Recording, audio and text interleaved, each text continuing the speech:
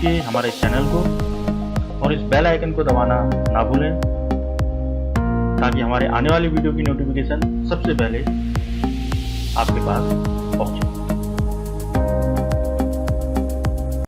Good morning. कल हमने अपने वीडियो में आदिकालीन मानव के भोजन प्राप्त करने के तरीके के बारे में पढ़ा था।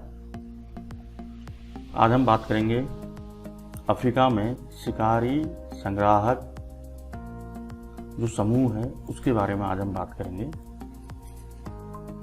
तो आपकी किताब में एक शिकारी संग्राहक समूह के बारे में दिया गया है, उस पर हम अभी आगे चर्चा करेंगे जो बहुत महत्वपूर्ण है आप लोगों के लिए। इसके बारे में भी काफ़ी ज़्यादा पूछा जाता है। उससे पहले जब शिकारी संग्राहक समाज से संपर्क हुआ था तो उसके बारे में जिस व्यक्ति ने इन समूह से मुलाकात की थी उसके बारे में कुछ विवरण, कुछ बातें यहाँ पे दी गई हैं। पहले हम उसको पढ़ लेते हैं, फिर हम जिस समूह के बारे में बात करेंगे उस समूह का नाम है हादजा जन समूह। उसके बारे में जो हम बात करेंगे इसकी बात करते हैं। तो शुरू करते हैं। देखिए यहाँ पर है, अफ्रीका के कालाहारी रेगिस्तान में रहने वाले कुंग सेन नाम के एक शिकारी समाज के साथ 1870 में एक अफ्रीकी पशुचारक समूह के एक सदस्य का पहली बार संपर्क हुआ। 1870 में शिकारी संग्राहक समूह मतलब शिकार करते हैं, उसका संग्रहण करते हैं, फिर अपना भोजन प्राप्त करते हैं। तो जो उस व्यक्ति की मुलाकात के बाद जो बातें हुई उसका विवरण जो व्यक्ति ने दिया था वो था। तो व्यक्ति ने बताया, सर्वप्रथम जब हम इस इलाके में आए तो हमने देखा कि वहाँ बालू की सतह पर अजीब किस्मों के पैरों के निशान बने हुए थे। हमने आश्चर्यचकित होकर सोचा कि ये लोग कैसे होंगे। ये लोग हमसे बहुत घबराते थे और कभी कभी हम उनके आसपास जाते तो ये भागकर कहीं छिप जाते थे। हमें उनके गांव मिले लेकिन उन्हें हमेशा से सुनसान पाया, क्योंकि हम जब कभी भी अजनबी लोगों को देखते थे तो वो इधर उधर भागकर झाड़ियों में छिप जाते थे। ये 1870 की बात बता रहे हैं। ऐसा क्यों होता था? क्योंकि वो जंगलों के बीच लोगों से छुप के रहते थे, तो उन्होंने जब कोई अजनबी देखा तो उनको देखकर झाड़ियों में छिप जाते थे। मनी मन हमने कहा, अरे ये तो अच्छी बात है, लेकिन लोग हमसे डरते हैं, वे कमज़ोर हैं और हम उन पर आसानी से शासन कर सकते हैं। इस तरह हमने उन पर अपना शासन स्थापित किया। इसमें कोई झगड़ा या खून खराबा नहीं हुआ। 1870 की एक घटना है जिसका यहाँ पर इस व्यक्ति ने अपना विवरण दिया था। ये तो केवल कॉमन बातें थी जिसके बारे में हम बात कर रहे थे। जो इम्पोर्टेंट है इसमें शिकारी संग्राहक समाज जो आपकी किताब में दिया है वो है हादजा जन समूह। तो हादजा जन समूह के बारे में जानते हैं हम। देखिए, इसको आपको लिखना भी है अपनी कॉपी पे, हादजा जन समूह। तो ये एक शिकारी संग्राहकों का छोटा सा समूह है। तो उस समय जब ये समूह मिला तो ये लोग शिकारी भी थे और संग्राहक भी थे। संग्राहक और शिकारियों के बारे में आपसे हमने अपने पिछले वीडियो में चर्चा की थी। लेकिन शिकारी संग्राहक समूह होने के अलावा के साथ साथ ये लोग अपने जो भोजन का 80% हिस्सा, जो 80% भाग है अपने भोजन का, ये जो पेड़ पौधे थे उनसे प्राप्त उत्पादों से प्राप्त करते थे और केवल 20% जो उनके भोजन का हिस्सा था वो अपना शिकार करके ये लोग प्राप्त करते थे। तो उसके बारे में हम ज़्यादा जानते हैं, इसको आप नोट करेंगे।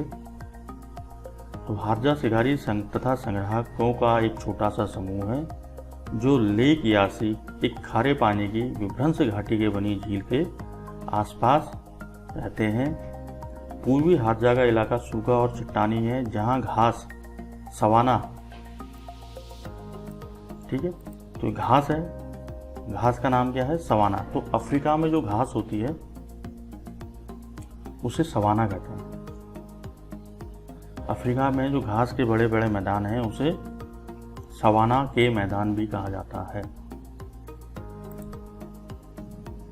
ठीक है, जो ये घास के मैदान थे इनको सवाना घास के मैदान कहे जाते हैं। तो जो बड़ी बड़ी घास के मैदान है उसको अफ्रीका में आप नोट कर लेंगे। मैं भी यहाँ पर नाम बोलूँगा कि किस किस जगह पर घास के मैदानों को क्या क्या कहा जाता है। तो पहला है अफ्रीका में जो घास के मैदान है उसको कहा जाता है सवाना। दूसरा आता है पंपास। पंपास भी घास के मैदान होते हैं। यही घास के मैदान अर्जेंटीना और ब्राज़ील, इस जगह पर इन घास के मैदानों को पंपास कहा जाता है। रूस और एशिया में घास के मैदानों को स्टेपीज कहा जाता है। ब्राज़ील में जो घास के मैदान हैं उनको कैंपास कहा जाता है। वेनेजुएला में जो घास के मैदान हैं उनको लानोस कहा जाता है। ऐसे ही दक्षिण अफ्रीका में जो घास के मैदान हैं उनको वेल्ड कहा जाता है, वेल्ड। ऑस्ट्रेलिया के जो घास के मैदान हैं उनको डाउन्स कहा जाता है। और उत्तरी अमेरिका में जो घास के मैदान है उसको प्रेरी कहा जाता है। और ब्राज़ील में जो घास के मैदान है उसको कंपोज भी कहा जाता है। तो ये घास के मैदान कुछ जो अलग अलग महाद्वीप थे वहाँ घास के मैदानों को क्या कहा जाता है ये मैंने आपको बताया, तो उसको भी आप अपनी कॉपी में नोट करें। तो हम आगे बढ़ते हैं। जहाँ घास, कांटेदार झाड़ियाँ और एकासियों के पेड़ों की बहुतायत है, मतलब ये लोग जहाँ रहते हैं वहाँ घास के मैदान हैं, सवाना, कांटेदार झाड़ियाँ हैं, एकासिया के पेड़ बहुत ज़्यादा मात्रा में हैं, लेकिन यहाँ जंगली खाद्य वस्तुएं भरपूर मात्रा में मिलती हैं। ये भी आप ध्यान से देखिए, जंगली खाद्य वस्तुएं भरपूर मात्रा में मिलती हैं। इसलिए मैंने आपसे कहा था कि ये लोग अपना 80% हिस्सा इन खाद्य वस्तुओं से प्राप्त करते हैं, जंगली जो खाद्य वस्तुएं, और 20% केवल शिकार से। लेकिन फिर भी इनको शिकारी संग्राहक समूह कहा जाता है। 20वीं शताब्दी के शुरू में यहाँ भांति भांति के जानवरों की बेशुमार संख्या थी। यहाँ के बड़े जानवरों में हाथी, गैंडे, भैंसे, जिराफ, जेब्रा, वाटरबग, हिरण, चिकारा, खाकदार, जंगली सूअर, बबून, बंदर, शेर, तेंदुए और लक्कड़बग्गे जितने आम हैं उतने ही आम छोटे जानवरों में जैसे शाही मछली, खरगोश, गीदड़, कछुए और अनेक प्रकार के जानवर हैं। हारजा लोग हाथी को छोड़कर बाकी सभी किस्म के जानवरों का शिकार करते हैं और उनका मांस खाते हैं।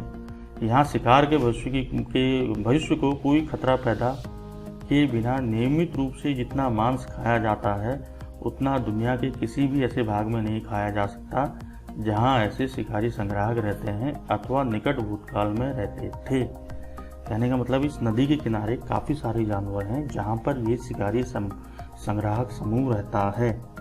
इनके लिए जंगली खाद्य वस्तुएं भी बहुत मात्रा में हैं और इतने जानवर हैं, तो नियमित रूप से अगर ये मांस खाएं तब भी इनके लिए मांस की कमी इस जगह पर नहीं होती है। ये तो था मांस की बात। अब हम बात करते हैं कंदमूल फल जो थे। वनस्पतियों में खाद्य कंदमूल, बेर, बाओबाब पेड़ के फल आदि जो साधारण दर्शक को अक्सर आसानी से दिखाई देते हैं। जलाभाव के वर्षों में भी अत्यंत सूखे मौसम में भी, यानी कि जब जल की कमी हो गई है, पानी की कमी हो गई है, ये बहुतायत में उपलब्ध होते हैं। जिस तरह का वनस्पति खाद्य बारिश के 6 महीने में उपलब्ध होता है वह सूखे के मौसम में मिलने वाले खाद्य वस्तुओं से भिन्न होता है, लेकिन वहाँ खाद्य पदार्थ की कोई कमी नहीं रहती है। यानी कि सूखे के मौसम में भी और सर्दी के मौसम में भी यहाँ खाद्य पदार्थ की कोई कमी नहीं रहेगी। यहाँ पाई जाने वाली 7 किस्म की जंगली मधुमक्खियों के शहद और सोनियों को चाव से खाया जाता है, लेकिन इन चीज़ों की आपूर्ति सदा एक जैसी नहीं रहती है, मौसम के अनुसार ये बदलते रहती है।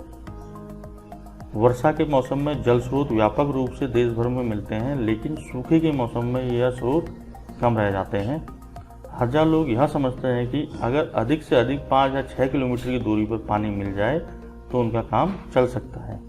इसलिए उनके शिविर आमतौर पर, यह बहुत इंपॉर्टेंट है, इसलिए उनके शिविर जो अपना मकान बनाते हैं, जो अपना घर बनाते हैं, आमतौर पर जल स्रोत से 1 किलोमीटर की दूरी पर ही स्थापित किए जाते हैं। देश के कुछ हिस्से में घास के खुले मैदान हैं जिसे सवाना कहा जाता है, क्योंकि ये अफ्रीका की बात कर रहे हैं हम, लेकिन हारजा लोग वहाँ कभी अपना शिविर नहीं बनाते। हारजा लोग वहाँ कभी अपना शिविर नहीं बनाते हैं। उनके शिविर पेड़ों पर अथवा चट्टानों के बीच बल्कि तहरीरी तौर पर वहाँ लगाए जाते हैं जहाँ ये दोनों सुविधा उपलब्ध हैं। अब इसका क्या कारण रहा होगा कि ये लोग चट्टानों के बीच में या पेड़ों के बीच में अपने जो शिविर हैं वो लगाते हैं? उसका शायद एक कारण ये रहा होगा कि वहाँ जानवरों की जो मात्रा है बहुत ज़्यादा मात्रा में उपलब्ध हैं जानवर वहाँ, तो शायद उनसे बचने के लिए ये पेड़ों में या चट्टानों के बीच में अपने शिविर लगाते होंगे। पूर्वी हाजा लोग जमीन और उसके संसाधन पर अपना अधिकार नहीं जताते, यानी कि जमीन पर ये लोग अपना अधिकार नहीं जताते। जहाँ इनको इनके रहने लायक परिस्थिति मिल गई वहाँ ये अपना शिविर लगा देते हैं। कोई भी व्यक्ति जहाँ कहीं भी चाहे रह सकता है, पशुओं का शिकार कर सकता है, यानी कि कोई किसी पे अपना हक नहीं जताएगा। जो कहीं भी रहना चाहता है वो रह सकता है, कहीं पर भी कंदमूल, फल और शहद इकट्ठा कर सकता है और पानी ले जा सकता है। अपने इलाके में शिकार के लिए असीमित मात्रा में पशु उपलब्ध होने के बावजूद, ये हमने शुरू में बात कर ली है, दोबारा पढ़ते हैं इसको। अपने इलाके में शिकार के लिए असीमित मात्रा में पशु उपलब्ध होने के बावजूद हाजा लोग अपने भोजन के लिए मुख्य रूप से जंगली साग सब्जियों पर निर्भर रहते हैं।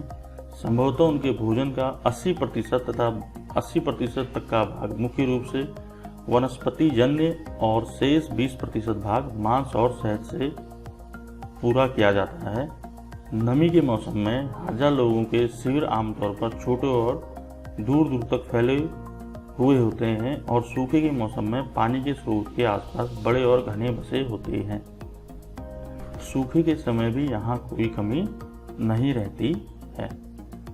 तो ये हाजा जन समूह के बारे में हमने पढ़ा, जो शिकारी और संग्राहकों का एक समूह था। तो इसे आप अपनी कॉपी में नोट करेंगे, काफ़ी इम्पोर्टेंट प्रश्न है ये। तो आज हमारा ये वीडियो कुछ छोटा ही रहना है, तो आप इसे नोट करिए। मिलते हैं हम आपको अपने अगले वीडियो में। धन्यवाद।